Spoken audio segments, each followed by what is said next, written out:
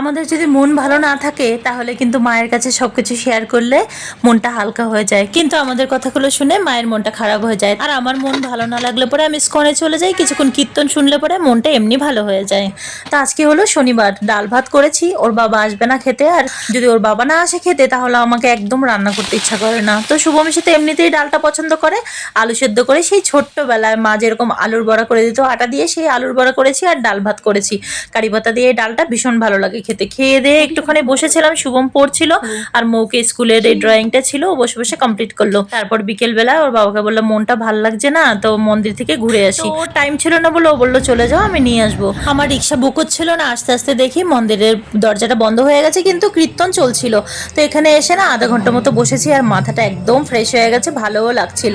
তো যাওয়ার সময় মৌ বললো মা আমি ফুচকা খাবো, আর এখানে পুরো নিরামিষ ফুচকা পাওয়া যায়। ফুচকা খেয়ে শুভম যেন একটা স্যান্ডউইচ নিয়ে বাড়ি চলে আসলাম। তো আজকে টাটা, কালকে দেখা হবে।